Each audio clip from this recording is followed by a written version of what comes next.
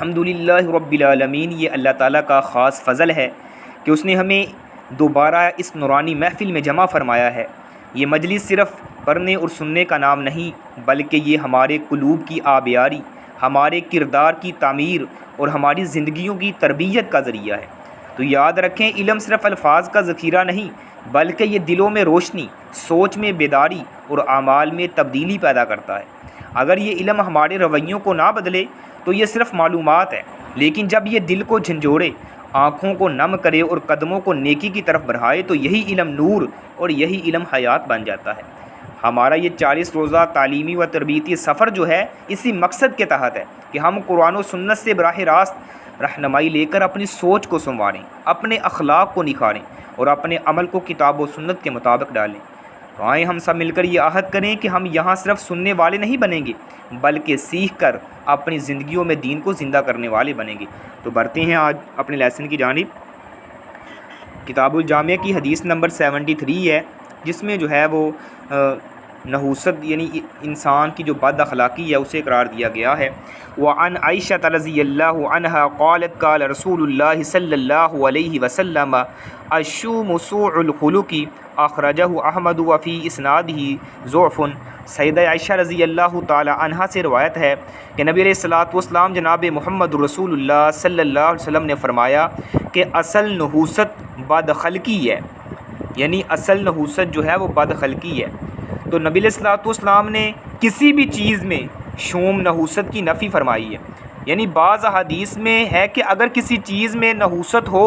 تو عورت گورے اور مکان میں ہے، یعنی یہ تین چیزوں کا نبی علیہ الصلوۃ والسلام نے کچھ احادیث ملتی ہیں کہ اگر نحوست ہو تو عورت گورے اور مکان میں ہے۔ یہ صحیح بخاری کے اندر روایت موجود ہے۔ تو اس سے معلوم ہوا کہ کوئی بھی چیز ذاتی طور پر منحوس نہیں ہے، صرف برے اوصاف کی وجہ سے اس میں نحوست ہوتی ہے، یعنی ذاتی طور پہ کوئی بھی چیز جو ہے وہ نحوست نہیں رکھتی، اس کے اوصاف کی وجہ سے جو ہے وہ نحوست کی شکار بنتی ہے، نحوست کا باعث بنتی ہے۔ مثال کے طور پہ عورت جو ہے اس میں نحوست نہیں ہے، ہاں اگر عورت بد زبان ہے،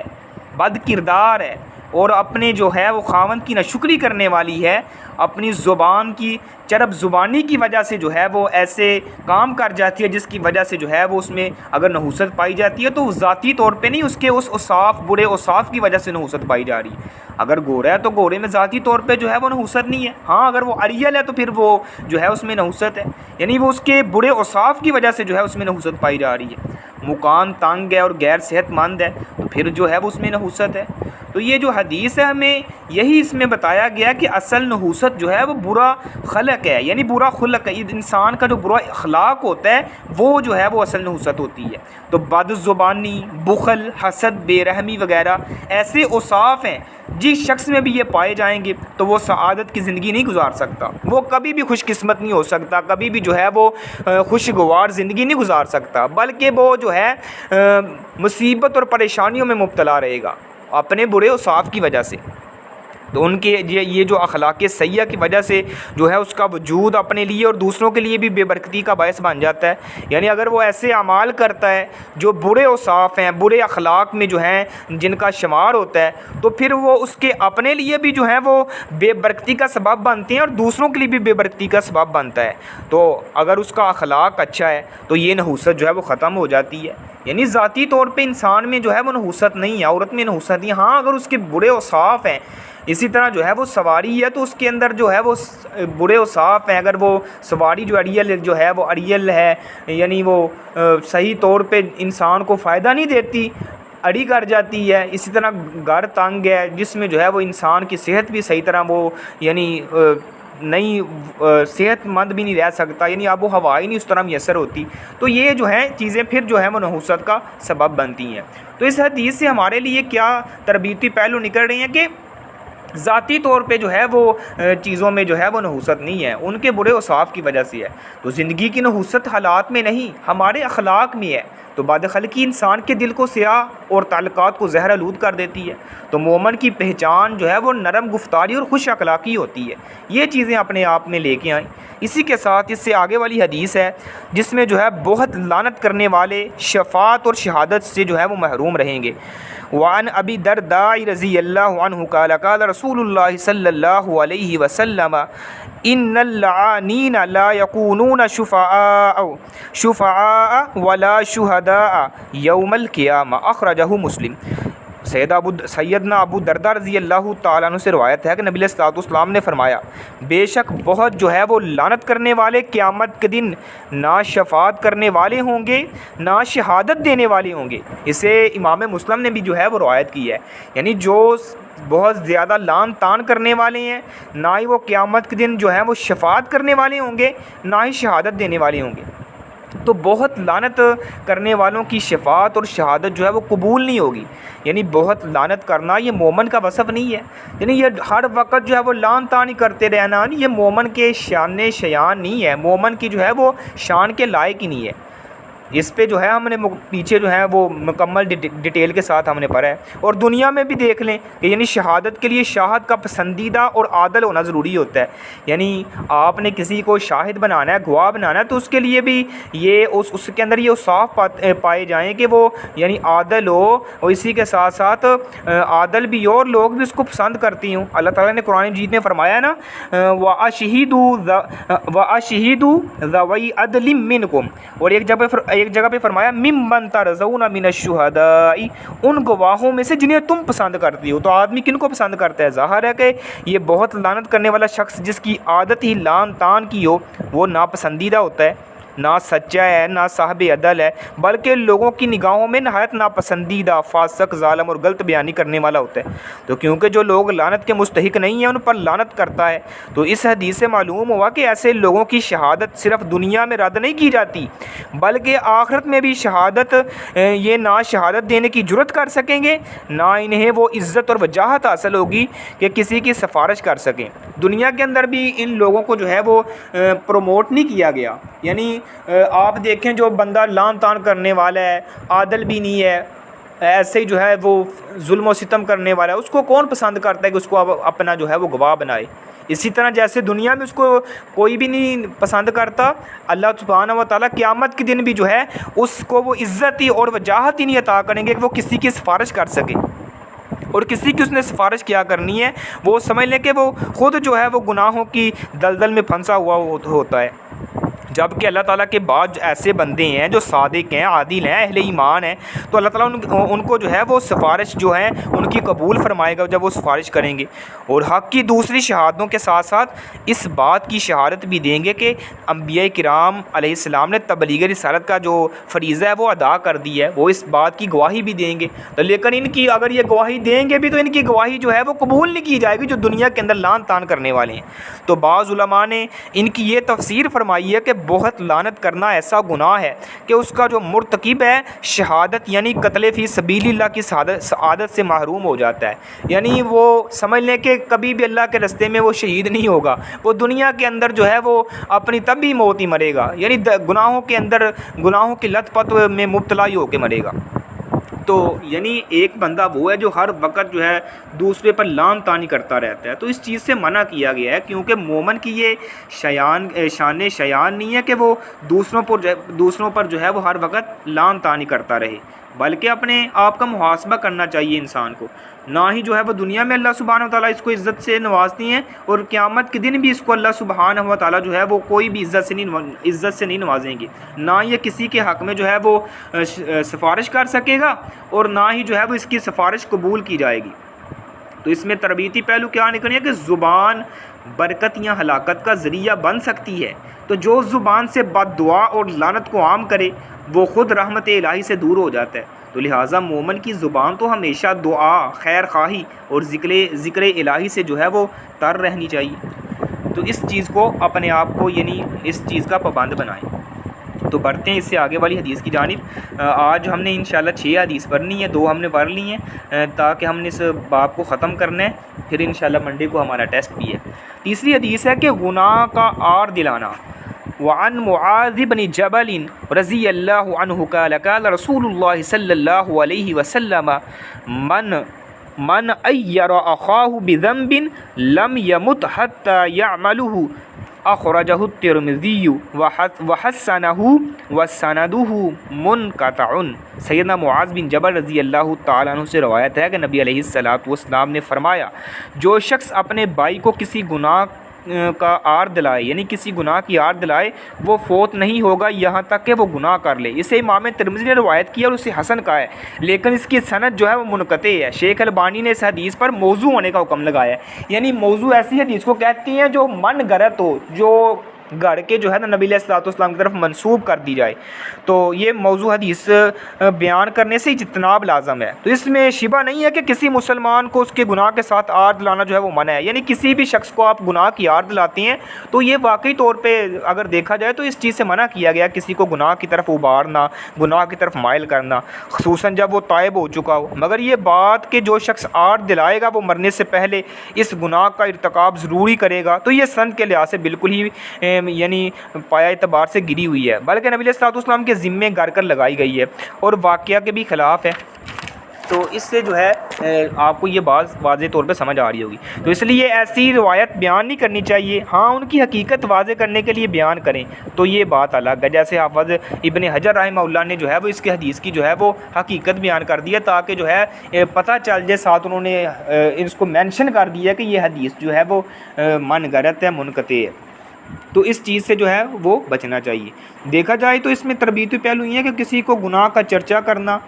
خود کو گناہ کا دروازہ کھولنا، یعنی کسی کے گناہ کا چرچا کرنا ایسے جیسے انسان خود اپنے گناہ کا جو ہے وہ دروازہ کھول رہا ہے۔ تو مومن تو دوسروں کے عیوب، یعنی دوسروں کے جو عیوب کو نہیں نا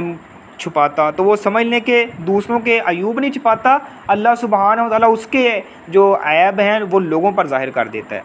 تو اپنی اصلاح کو اس کو دیکھنا چاہیے۔ دوسروں کی لغزش کا مذاق اڑانے والا یعنی کل اسی گناہ کا شکار ہو سکتا ہے، یعنی جو دوسروں کے معاملات میں اور لوگوں کی تذلیل کرنے میں لگا رہتا ہے، حقیقتاً اللہ سبحانہ و تعالیٰ اس کی جو ہے معاشرے میں تذلیل کر کے رکھ دیتا ہے، تو اس چیز سے بچنا چاہیے۔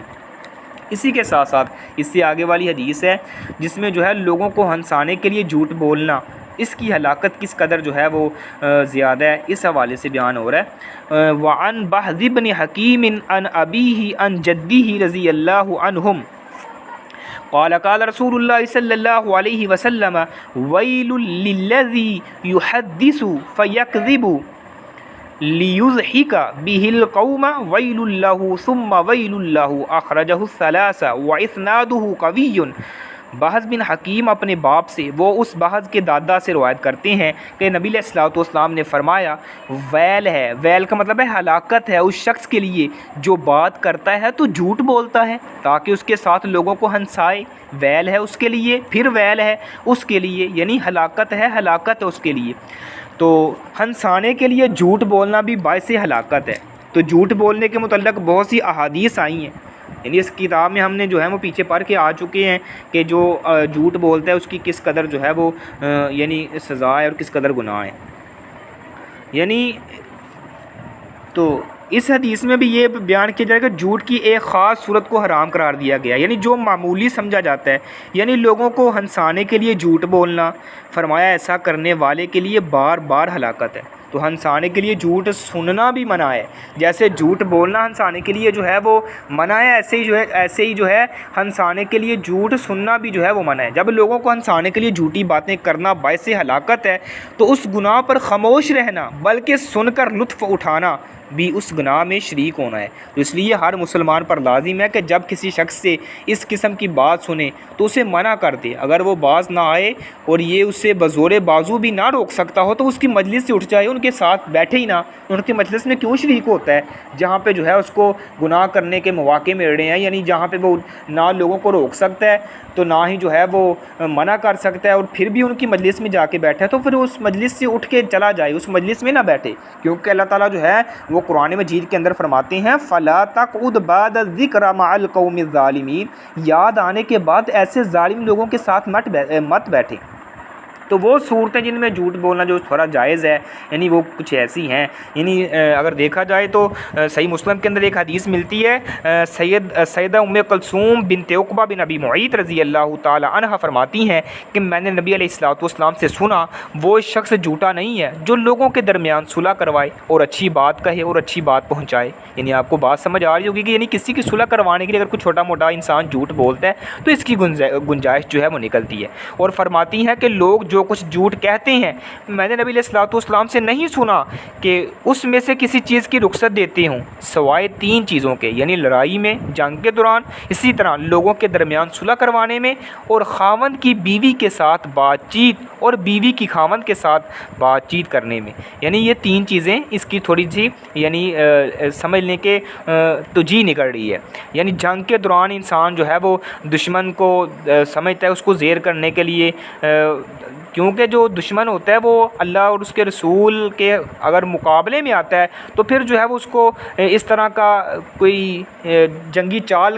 کرنے کے لیے کوئی اس طرح کی بات کرنا جو ہے وہ اس طرح جائز گنجائش نکلتی ہے۔ اسی طرح یہ بھی گنجائش نکل رہی ہے کہ 2 بھائی جو ہیں، 2 مسلمان جو ہیں وہ آپس میں لڑائی جھگڑا کیے ہوئے ہیں، فساد میں مبتلا ہیں، تو ان کے درمیان کوئی تھوڑا بہت جھوٹ بول کے جو ہے انسان جو ہے ان کی صلح کروا دے، ان کے درمیان محبت اور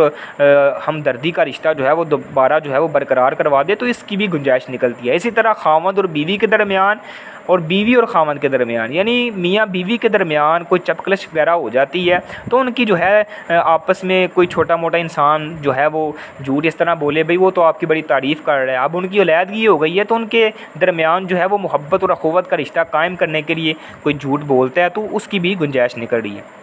اسی طرح چغلی اور اصلاح کا موازنہ، اللہ تعالیٰ کو مسلمانوں کی باہمی محبت اور دلی الفت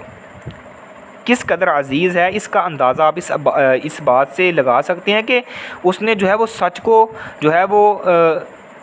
ایسے سمجھ لیں کہ اس سچ کو حرام فرما دیا جو چغلی کی صورت میں ہے، یعنی اس سچ کو حرام فرما دیا جو انسان چغلی کی صورت میں کرتا ہے اور جو وہ باہمی بغار کا باعث بنتا ہے، اور اس جھوٹ کی اجازت دے دیا جس سے لوگوں کے درمیان صلح ہوتی ہے۔ یعنی کتنا اہم نقطہ اگر آپ کو سمجھ آئی ہوگی، یعنی دوبارہ پھر سے میں دہراتا ہوں کہ اللہ تعالیٰ کو مسلمانوں کی باہمی محبت اور دلی الفت کس قدر عزیز ہے، یعنی اس بات کا اندازہ آپ یہاں سے لگا سکتے ہیں کہ اس نے سچ کو حرام فرما دیا جو چغلی کی صورت میں ہو، یعنی انسان کسی کی چغلی کرتا ہے اگرچہ وہ بات سچ ہے تو وہ چغلی جو ہے باہمی بغار کا باعث بن رہی ہے تو پھر جو ہے اس کو حرام کر دیا ہے اور اس جھوٹ کی اجازت دے دی ہے جس سے لوگوں کے درمیان صلح ہو رہی ہے۔ یعنی کتنا اہم نقطہ ہے، یعنی صلح ہو رہی ہے، میاں بیوی کے درمیان تعلقات جو ہیں وہ بہتر ہو رہے ہیں تو پھر جو ہے وہ گنجائش دی ہے۔ اسی طرح لڑائی میں جھوٹ بولنا کیوں جائز ہے؟ اللہ تعالیٰ نے قرآن مجید میں فرمایا نا کہ ہم نے بنی اسرائیل کو لکھ دیا کہ جس نے ایک جان کو قتل کیا کسی جان کے بغیر یا زمین میں کسی فساد کے بغیر تو گویا اس نے تمام لوگوں کو قتل کر دیا، اور جس نے اسے بچایا تو گویا اس نے تمام لوگوں کو بچا لیا۔ تو اب جنگ میں اگر دشمن کو اپنی تمام باتیں صحیح بتا دی جائیں تو اس کا نتیجہ مسلمانوں کی ہلاکت کے علاوہ کچھ نہیں ہوگا، اس سچ کا نقصان ناقابل تلافی ہوگا۔ تو اس طرح دشمن پر جنگی چالیں استعمال نہ کی جائیں تو اس کا نتیجہ بھی اہل اسلام کی شکست ہو سکتا ہے۔ تو اہل علم اس حدیث کو مد نظر رکھ کر فرماتے ہیں کہ اگر کوئی ظالم کسی شخص کی جان یا مال کے درپے ہوں اور ہمیں علم ہو کہ وہ کہاں ہے یا اس کا مال کہاں ہے، تو سچ بولنے سے اس کے قتل کا یا مال کے لٹنے کا خطرہ ہو تو اس موقع پر جو ہے جھوٹ بول کر اس کی جان اور مال بچانا جو ہے وہ فرض ہے۔ اس قسم کے تمام مواقع پر اگر ممکن ہو کہ انسان صرف جھوٹ سے بچے اور ذو معنی بات کہہ کر کام نکال لے تو سننے والا اس کا مطلب کچھ اور سمجھتا رہے اور کہنے والے کی مراد کچھ اور ہو تو یہ سب سے بہتر ہے۔ یعنی وہ اس کو کہتے ہیں وہ توڑیا کلام کرے، یعنی توڑیا کلام کریں جس میں وہ اگلے بندے کو یہ بھی نہ لگے کہ یہ جھوٹ بول رہا ہے اور اس میں جو ہے وہ بات کا رد و بدل بھی کر لے، رد و پھیر بھی کر لے، اس کو توڑیا کلام کہتے ہیں۔ تو رسول اللہ صلی اللہ علیہ وسلم بھی بعض اوقات ایسے کیا کرتے تھے، دوسرے انبیاء اور اللہ کے برگزیدہ بندوں کا بھی یہی طریقہ تھا۔ جیسے ابراہیم علیہ السلام نے 3 مواقع پر بظاہر وہ خلاف واقعہ جو بات کو ان کی نیت میں ان کا وہ مطلب تھا جو وہ بالکل درست تھا۔ اس طرح سیدنا ابوبکر صدیق نے جو ہے وہ ہجرت کے سفر میں کسی نے پوچھا نا بھئی تمہارے ساتھ یہ کون ہے، تو انہوں نے فرمایا ھذا الرجل یہدینی السبیل، یہ آدمی مجھے راستہ بتاتا ہے۔ یہ صحیح بخاری کے اندر حدیث آتی ہے۔ اسی قسم کے الفاظ کو معارض کہتے ہیں اور ان کے ذریعے آدمی صریح جھوٹ سے بچ جاتا ہے۔ ان فی المعارض لمنزوحۃ عن الکذب، یعنی معارض میں جھوٹ سے بچنے کی بہت گنجائش ہے، لیکن اگر صاف جھوٹ کے بغیر حالت جنگ میں گزارا نہ ہو تو اس کی اجازت ہے۔ تو یعنی آپ کو بات سمجھ آ رہی ہوگی۔ تو اسی طرح وہ اگر دیکھا جائے تو سیدنا ابراہیم علیہ السلام نے بھی وہ اس طرح کا یعنی وہ الفاظ یوز کیے تھے جب انہوں نے کہا نا بھئی آپ آئیں ہمارے ساتھ، ہم یعنی وہ ان کا بتوں پر میلہ وغیرہ لگتا تھا تو وہ سیدنا ابراہیم علیہ السلام کو دعوت دے رہے ہیں کہ آپ ہمارے ساتھ آئیں. تو سیدنا ابراہیم علیہ السلام نے کہا بھائی انی سقیم، میں تو بیمار ہوں. تو ان کے ساتھ جانے سے جو ہے وہ انکار کر دیا. اس طرح جو ہے وہ ان کے متعلق اور بھی واقعات آتے ہیں. جب وہ اپنی جو ہے وہ بیوی کے ساتھ وہ چلے تو راستے میں جو ہے وہ ایک ظالم حکمران کی سلطنت تھی، وہاں سے گزرتے تو ان کا جو وہ حکمران ہوتا تھا وہ کسی حسین و جمیل و خوبصورت عورت کو دیکھتا تو اس کے جو ہے وہ ارادے بدل جایا کرتے. تو اس وقت بھی سیدنا ابراہیم علیہ السلام نے توڑیا کلام کیا تھا. اس طرح ان کے متعلق ایک اور واقعہ آتا ہے کہ جب انہوں نے وہ بتوں کو توڑا تو انہوں نے کہا بھئی آپ نے ہمارے بتوں کو جو ہے وہ ایسے جو ہے ان کا یہ حال کیا ہے. انہوں نے کہا بھئی مجھے تو نہیں پتہ، یہ آپ کا جو یہ بڑا ہے ان سے پوچھ لیں. اس طرح انہوں نے کچھ الفاظ کہے. تو اس طرح کی یعنی توجیہات ملتی ہیں. تو بلا ضرورت بولنا وہ ہلاکت کا باعث ہے. یعنی غیر ضروری گفتگو دل کو سخت اور نیت کو آلودہ کر دیتی ہے. خاموشی عبادت ہے. جب بولنا گناہ کا اندیشہ بن جائے تو مومن کی گفتگو کم مگر بامانی، سنجیدہ اور باوقار ہوتی ہے. تو اس سے آگے والی حدیث ہے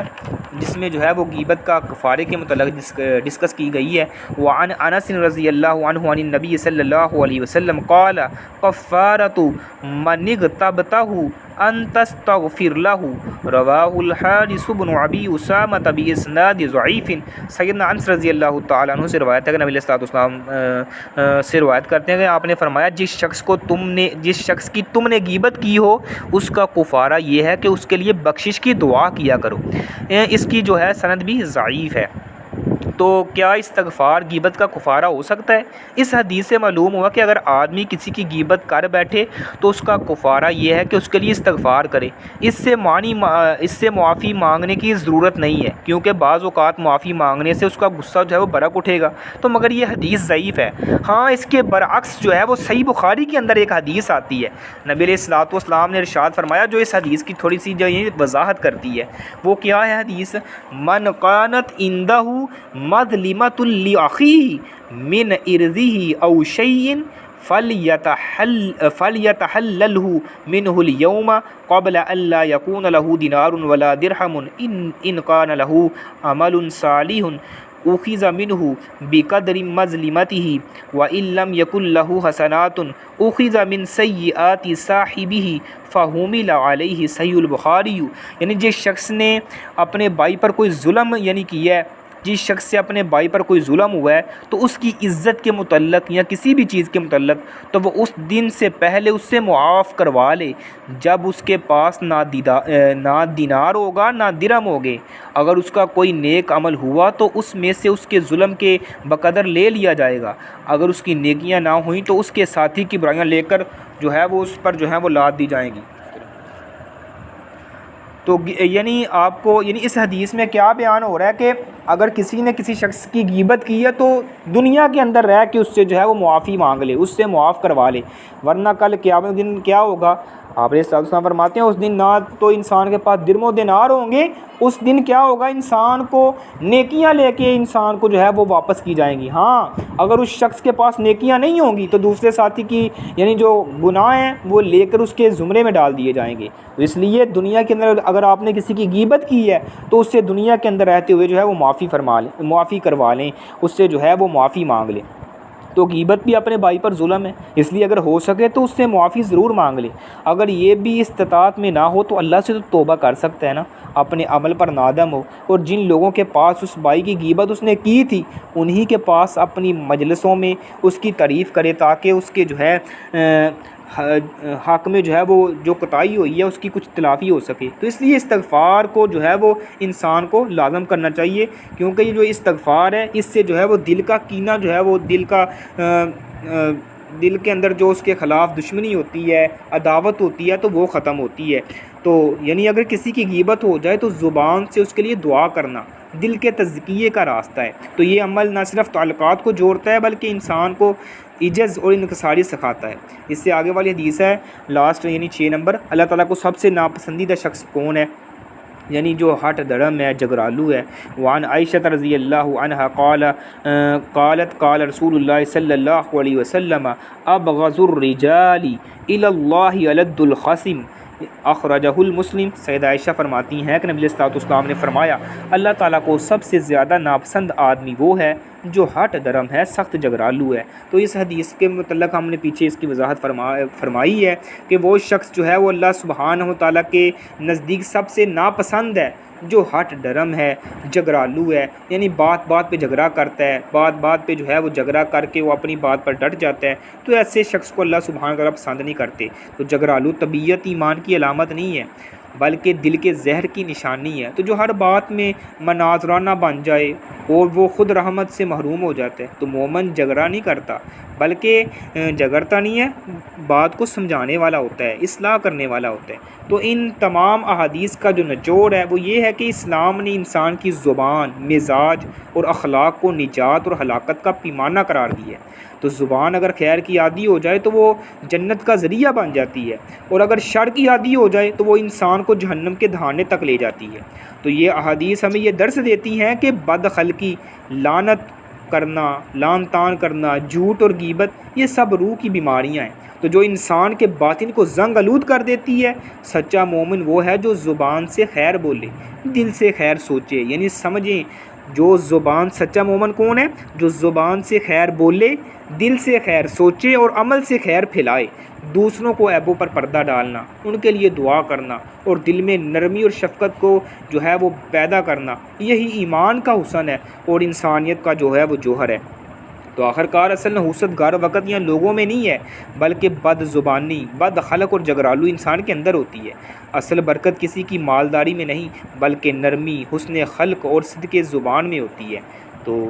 جس نے اپنی زبان کو سنبھال لیا اس نے اپنی آخرت کو سنبھال لیا۔ تو بد خلقی دلوں کو ویران کر دیتی ہے اور حسن خلق جو ہے وہ مردہ دلوں میں بھی زندگی جو ہے وہ پھونک دیتی ہے۔ اس لیے اللہ سے دعا ہے کہ جو کچھ سنا ہے، جو سنایا ہے، اللہ میرے سمیت ہم سب کو عمل کرنے والا بنائے۔ ھذا من عندی واللہ اعلم بالصواب۔